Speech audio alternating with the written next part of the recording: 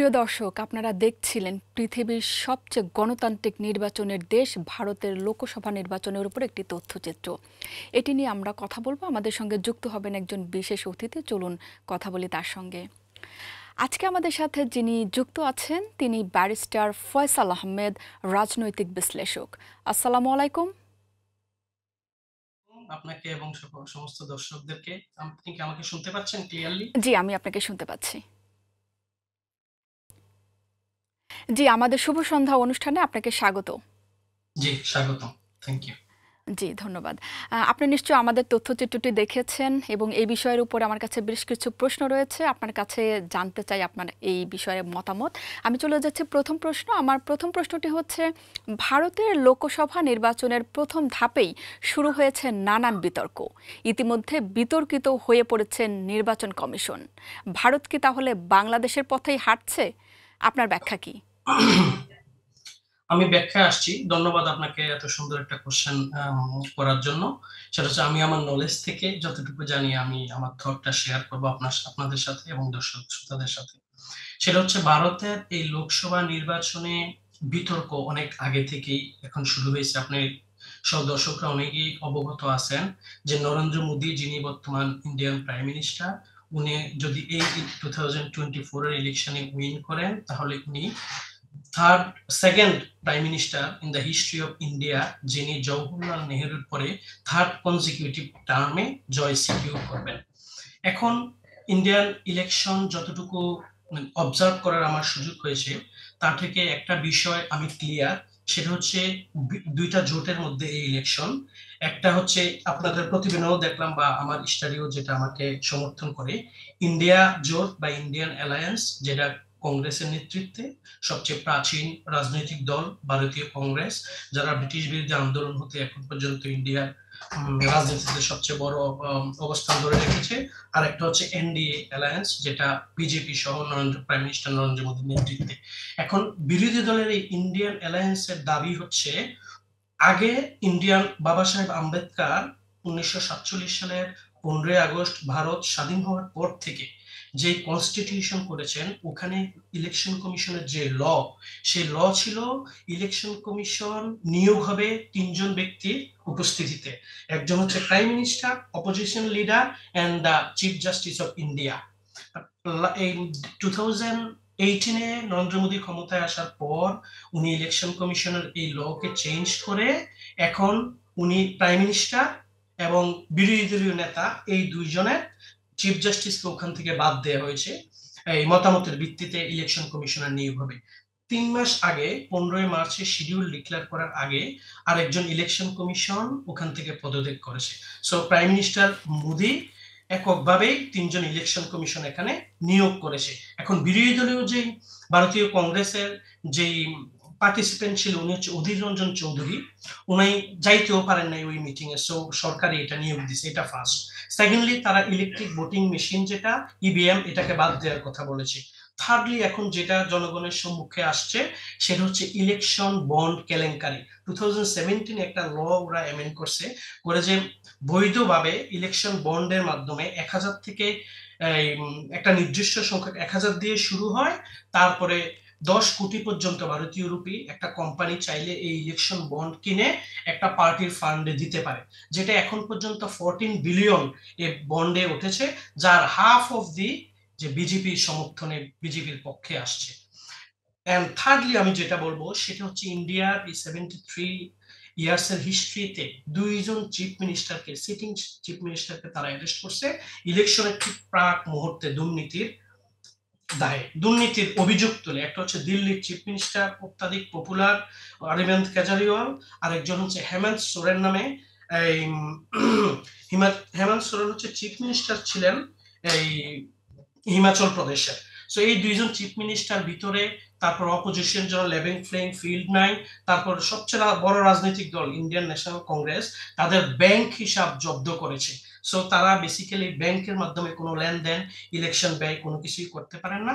এটা কংগ্রেসের সাবেক জি। যিনি অধ্যক্ষ ছিলেন বা সভাপতি ছিলেন রাহুল গান্ধী, কয়েকদিন আগে তাদের দিল্লির তুগলুক লেনের এই পার্টি হেডকোয়ার্টার থেকে মিটিং করে বলেছেন। তো এই কারণেই এই ইলেকশনটা কমপ্লিট একটা কেওয়াস এবং বিতর্কিত ইলেকশনের দিকেই যাচ্ছে। জি, আপনাকে ধন্যবাদ। যেহেতু ভারতের নির্বাচন বিতর্কিতর দিকে যাচ্ছে, তাহলে ভবিষ্যতে ভারত কি বিশ্বের বৃহৎ গণতান্ত্রিক দেশের মর্যাদা হারাতে পারে? এখন এটা হচ্ছে সবচেয়ে কনক্লুসিভলি এই কোশ্চেনের আনসারটা দেওয়া একটু ডিফিকাল্ট। ইন্ডিয়ার মানুষ কিন্তু বরাবরই গণতন্ত্র প্রিয়। On the other hand, current যে প্রাইম মিনিস্টার নরেন্দ্র মোদী, জি। ইনি এক্সট্রিম হিন্দুত্ববাদের একটা স্লোগান নিয়ে অগ্রসর হচ্ছেন, যেখানে অখন ভারত, মানে ভারত সেপারেশনের আগে 1947 এর আগে পাকিস্তান, বাংলাদেশ এবং বা ইন্ডিয়া সহ এখন যে রাষ্ট্রগুলো আছে এটা অখন ভারত ওরা বলে, ভারতীয় উপমহাদেশ। ওদের দাবি হচ্ছে এই অখণ্ড ভারতকে সমুন্নত করে ওঠার, এটা হচ্ছে ওদের টার্গেট। আর ওদেরকে এতে ব্যাক দিচ্ছে আরএসএস, রাষ্ট্রীয় সম্মান সংঘ নামে একটা, ওরা দুইবার নিষিদ্ধ হয়েছে টেরোরিজম এবং খুনের দায়, এবং যা ইন্ডিয়ান জাতির পিতা যিনি মহাত্মা গান্ধী, সাভারকারের ফলোয়ার, এই আরএসএস জি। দিকে আঙ্গুলি ওঠে ওনাকে মারার জন্য, অ্যাসাসিন করার জন্য। ইন্দিরা গান্ধীকে রাজীব গান্ধীকে অ্যাসাসিন করার জন্য, যদিও শিখ বিদ্রোহীদের কারণে এটা হয়েছে অনেকে বলে, বিতর্ক ওঠে। তো এইসব কারণে যদি ইন্ডিয়া একটা লার্জেস্ট ডেমোক্রেটিক কান্ট্রি ওয়ার্ল্ডে, বাংলাদেশ তার নিকটতম প্রতিবেশী, সেই হিসেবে ইন্ডিয়াতে যদি কোনো আনডেমোক্রেসি আসে, সেটা অফকোর্স এটা তার বিশ্ব রাজনীতিতে, ভূ রাজনীতিতে সব জায়গায় এটার প্রভাব পড়বে। এবং যে ইন্ডিয়া অ্যালায়েন্স, কংগ্রেসের নেতৃত্বে, মাল্লিকার্জুন খার্গের নেতৃত্বে যে অ্যালায়েন্স আছে এখন, তারা তাদের সর্বোচ্চ ট্রাই করতেছে ইলেকশনকে বয়কট করে নেয়, ইলেকশনের মাধ্যমে থেকে, সিস্টেমের ভিতরে থেকে এটাকে চেঞ্জ করার জন্য। এবং আমি লাস্ট 2-3 মাস আমি 2014 থেকে ইন্ডিয়ান রাজনীতিকে ফলো করার চেষ্টা করি। নরেন্দ্র মোদী যখন প্রাইম মিনিস্টার হলেন, ওনার যে ধরনের বক্তব্য ছিল, উনি প্রাইম মিনিস্টার হওয়ার পরে কমপ্লিটলি কিন্তু ইউটার্ন নিয়েছেন। এবং গত পরশুদিন রাজস্থানের একটা ইলেকশন ক্যাম্পেইনে উনি মুসলিমদের বিদ্বেষী করে গুজপেটিয়া, মানে ইন্ট্রুডার বলে, অনেক সন্তান নেয়, এটা বলে যে ধরনের একটা হেট স্পিচ উনি দিয়েছেন ওনার আমলে। বিবিসি হিন্দির যে হেডকোয়ার্টার ইন্ডিয়াতে, এটাকে 8 ঘন্টার কমপ্লিট একটা তল্লাশি চালিয়েছেন। So all together Indian democracy is not in a good shape, but the hopeful thing is opposition party, Indian alliance, they are trying their best, they are getting all the issues before the people. Now it is up to the Indian people what they're gonna choose on the next election. And when the election result on 4th June, it will come, then we will see what gonna happen. জি, ধন্যবাদ। আপনি বলছিলেন যে ভারতের প্রতিবেশী দেশগুলোর উপর একটি নেতিবাচক প্রভাব পড়তে পারে। তাহলে মোদির বিজয় বাংলাদেশের রাজনীতির জন্য কতটা উদ্বেগের বিষয় বলে আপনি মনে করছেন? আমি অলরেডি বাংলাদেশের এটা তো সমর্থক। বাংলাদেশ এবং ইন্ডিয়া যেহেতু অনেক কালচারালি, তারপরে সবচেয়ে বেশি লার্জেস্ট যেই সীমান্ত, সেটা আমরা ইন্ডিয়ার সাথে শেয়ার করি, আর একদিকে বে অফ বেঙ্গল, বঙ্গোপসাগর। তো এই কারণে ইন্ডিয়ার রাজনীতি, ইন্ডিয়ার পরিস্থিতি, সিকিউরিটি, এগুলা বাংলাদেশের এবং ইন্ডিয়ার একে মানে ওতপ্রোতভাবে জড়িত। তো ইন্ডিয়া ডেমোক্রেসি ছিল বলে বাংলাদেশে 1991 এর ইলেকশন, 1979 এর ইলেকশন, 1996 এর ইলেকশন, 2001 এর এবং 2008 এর এই ইলেকশন গুলা কিছুটা স্বচ্ছ এবং ফেয়ার হয়েছে। এই গভর্নমেন্ট আসার, মোদী গভর্নমেন্ট যখন ইন্ডিয়ায় আসছে, এখন এখন অপোজিশন রাজনীতিকদেরকে ভাগিয়ে নেয়া, অপোজিশনদেরকে জেলে নেয়া, এই প্রক্রিয়া তো বাংলাদেশে অনেক আগেই শুরু হয়েছে। তো আমি মনে করি যে বাংলাদেশে আসলে ইন্ডিয়ার মানে গিনিপিগ ছিল, যে মোদি কোন দিকে কিভাবে তার আনডেমোক্রেসিকে এবং অগণতান্ত্রিক একটা রাজনীতিকে একনায়ক একটা রাজনীতি স্টাবলিশ করার জন্য। এখন ইন্ডিয়াতে গত 5 বছর বা 7 বছর যা হচ্ছে, তা বাংলাদেশে অলরেডি 5th of January 2014 থেকে চলমান। এই কারণে বাংলাদেশ সহ উপমহাদেশের রাজনীতিতে মোদির এবারে আসা এবং ইসলাম বিদ্বেষিতার যে নীতি, এটার হিউজ ইম্প্যাক্ট পড়বে। জি, ধন্যবাদ। আপনার কাছে আরেকটু জানতে চাই যে মোদির বিজয়ে বাংলাদেশের পাহাড়ি অঞ্চল অশান্ত হয়ে ওঠার কোনো সম্ভাবনা আছে কিনা? আপনি জানেন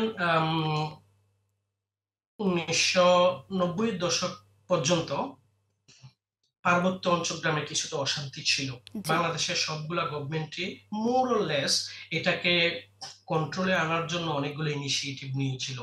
বাট গত ২-১ মাস আগে ফেব্রুয়ারি বা মার্চ থেকে আমি আবার সেই মানে টার্বুলেন্সটা পার্বত্য অঞ্চলে দেখতে পাচ্ছি। কয়েকদিন আগে কয়েকটা ব্যাংক ডাকাতি হইছে।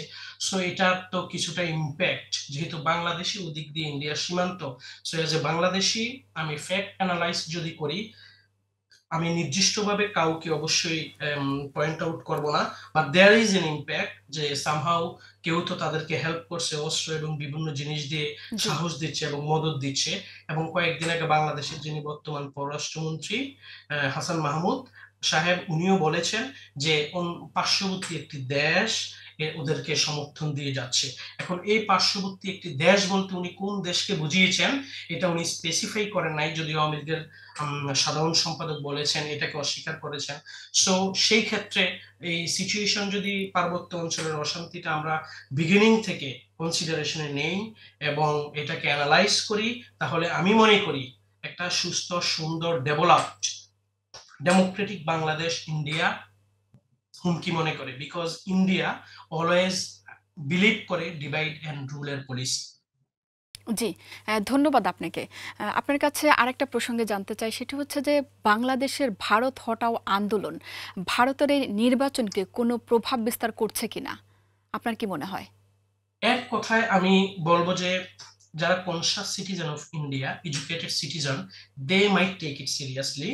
এখনো জনগণের কাছে গণ দাবিতে ইন্ডিয়া হটাও আন্দোলনটা, যেহেতু বাংলাদেশে এটা বিগিনিং স্টেজে আছে এখন পর্যন্ত, অনেক বড় কোনো হাইপ এখনো এটা ক্রিয়েট করতে পারে নাই।